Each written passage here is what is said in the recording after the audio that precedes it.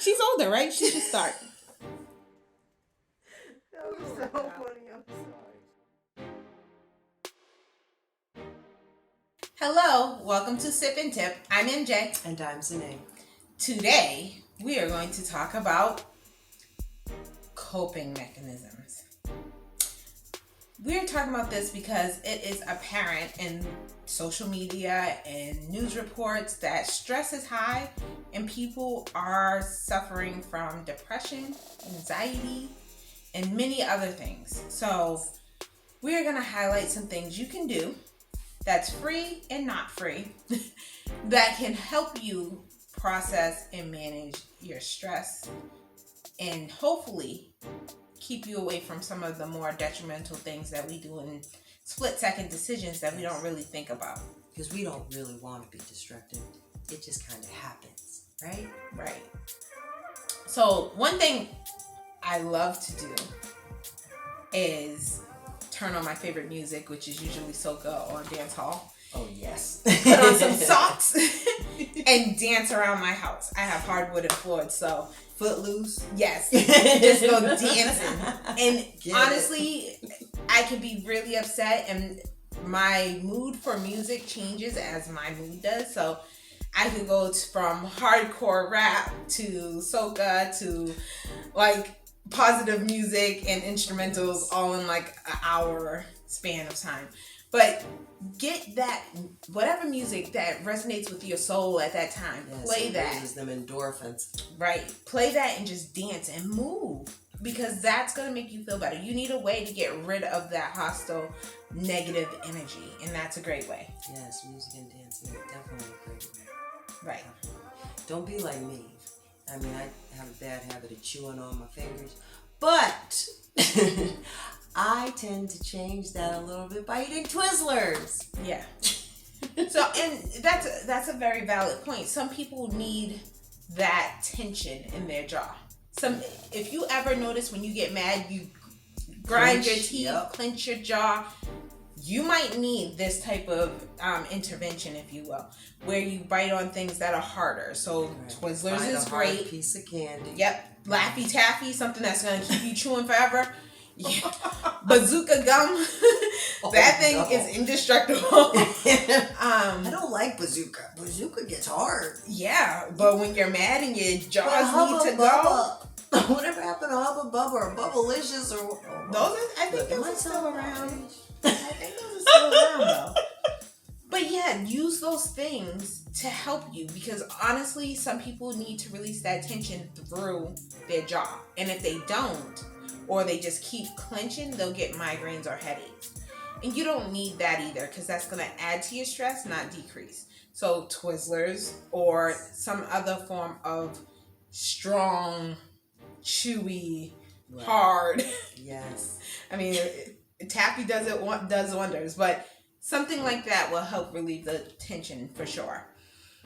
Another thing, if you have the ability to do so, go shopping. Dollar Tree. Yes. Thrift stores. I love Dollar Tree. Sometimes retail therapy helps wonders, and you never want to put yourself in financial strain. Right. So Dollar Tree, even if you buy the whole store, one of everything in the store, you're still only spending like $200-$300 versus going to like Target or Colt. You come out of there with spending thousands. See, if you go to the thrift stores and they have the nice little tag deals, you only look for those particular color tags that have the right price on it for that day. And then you're saving money, but you're also getting your shopping in there. It helps you with your endorphins. When I'm upset, I just go for things I like visually. I'm not looking at the price. I know. So Dollar Tree is my place. I'm like, I need that. No, I don't. But I need it in the moment and it helps me, so why not? Right. What's another one that you tattoos. Oh, gotta talk about the tattoos. Yes! I finally got one. So for people that can afford it and don't have a fear of needles, and it is a great release because you're meeting your threshold with some sort of quick pain. And as for those that know about tattoos, it's a needle doing this 1,000,001 times. But oftentimes there's some type of pain or discomfort feeling in that. And so that will help release those emotions and release that negativity. And then at the end, you get this beautiful thing that you chose. Yes. Hopefully it meant something. It represented something for you in your life, whether it was strength, endurance, and whatever. Right. It was something for you. So at the end, it's beautiful. And you have now these positive emotions that you get to process versus the negative. Again, none of these are the end-all be-all of stress. You still have to deal with the stress, but it's a moment to decompress from the stress so that way you can level-headedly attack or deal with whatever's going on that's causing the disruption. I know piercings is another one. Yeah. I'm not big on piercings, but I used to want one. I used to want a belly piercing when I was like really tiny. But yeah, I wanted one too. But now I'll just get lost in waves. Oh, gee. Humor's a great one too. And see, I don't know. I mean, all the piercings and stuff there too. Like, I only have the one, but yeah. I can't wear earrings for the simple fact that it hurts. See, I literally only have one. Only this ear is now pierced because this one closed. Because I don't wear earrings. I literally only have one. Not a pair. One piercing. Right. Okay. Well. And I used to have other piercings, but I let them close. Okay. Yeah. Mm-hmm. You're not gonna talk about that. It's too funny. I used to want one here, but because I have a keloid situation, I didn't want to chance it. That's the other reason I didn't do piercings. So be mindful of your body. If you know you have keloids or something, take consideration to understand that you may end up with a keloid in that spot that you choose to pierce. Yeah. It's not always a guarantee that it will happen, but it's a possibility. Right. I like going on a roller coaster. When I'm stressed, put me on a roller coaster, I come out a totally different person. So for us, it sucks because we're in wintertime most of the time. So you gotta plan that. Stick me on a roller coaster. I know. Stick me on a roller coaster. Like, I'll be mad going on, screw this roller coaster. I gotta wait in this line. You're gonna get off, y'all. And then I get off and I'm like, let's do it again. It's something about, just going over that cliff. It's sentimental to me of leaving all the stress and just letting it go. And it just, afterwards, I can see things in a different light. Because sometimes we complicate things in our mind that we don't need to. And I think it's good to find all these fun ways to alleviate the stress or the pressure of everyday life. Because when you find a fun way to do it, it makes life a lot better for you. You can look back on those memories and feel good versus feeling regret or resentment. Yeah. Let us know how you deal with your stress. Yes. I know for me, I usually do a lot of the funner stuff. She's more practical. She's like, well, let's just do a Rubik's Cube. And I'm like, does it bounce off the wall? Like, what is happening? Well, these days I tend to watch scary movies, but they're not so scary. They're not scary. They're more blood and guts. And I kind of laugh at somebody getting their heart.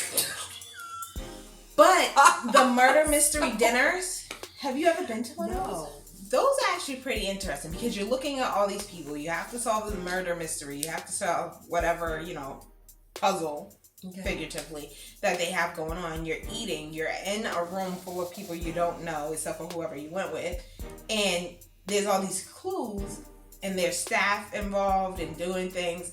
And so all of your senses, all of your abilities is engaged in this game that you're living out with strangers.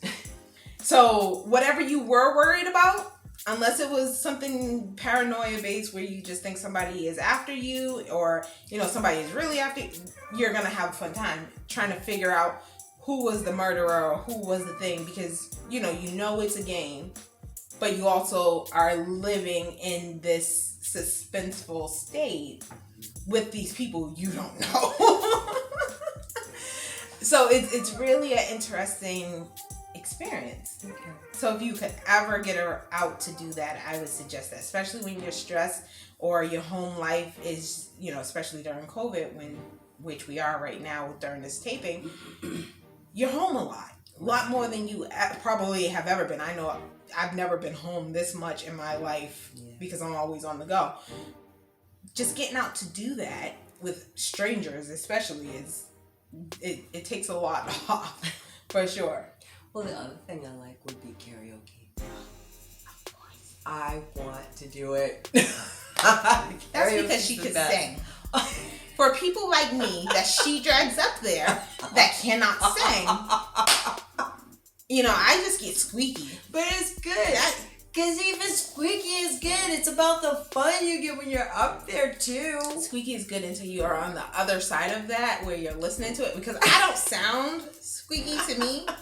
But when I hear myself on recordings or I hear myself, I know which one is me. I can pick myself out of an audio lineup. That's too funny. I don't know. So, y'all don't want we that. gotta do it. Of course, after, a few drinks, everybody sounds good, But no, it is fun. It is fun. And honestly, it's great to get out of your comfort zone. Definitely.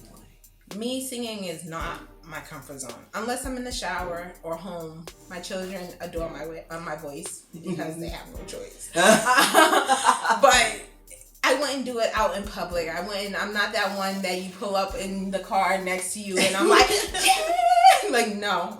I'm that whisperer in the car. I'm like, hey. I love the music, but I also know that's not my strong point. Oh, meanwhile, she's over there like, sing again! I'm like, oh, well, we're not home. Wait a minute. But again, it's good to get out of your comfort zone because in your comfort zone, that's where you know. Yeah. Healing, overcoming, being, a better version of you is just outside of your comfort zone. I'm not saying be somebody completely different. I'm just saying just step just outside that comfort zone. Right. And each time you try a little bit more, try something new. Yeah. Because that's something new. You never know. You may find something that resonates deep within you and you'll just soar with it. Right. And that's how you find out what you're capable of. Definitely. I think that's what happened with my puzzles. Because I love doing puzzles. That's another stress reliever. You sit there and do a 3,000 to 5,000 piece puzzle, and oh my God, your mind can just wander, do what you need to do while you're putting this thing together, and you can sort through all kinds of problems. All by yourself, truthfully, and all you did was worked it out in your head while being distracted by something beautiful. Yeah, because oftentimes we overthink things. Our brain is meant to keep us safe. And it uses all of the stored information, whether it's indirectly lived, seen on TV, which is made up stuff, usually, or, our direct experiences. It's using all of that to try and keep us safe. Right. But keeping us safe does not keep us in the know or keep us up to date on what the possibilities are. It's actually keeping us from those possibilities. So when you're doing things and you're distracted, your brain is too busy trying to figure out what that complication is that you're doing, which is the puzzle in this situation, and not over-analyzing what the situation is. Exactly. So you come up with different answers. So try that. That's our tips and tricks for the day. We look forward to hearing from you about what you use on a daily basis. Otherwise, like, share, comment, and subscribe. Peace, love, and happiness. We will talk to you soon.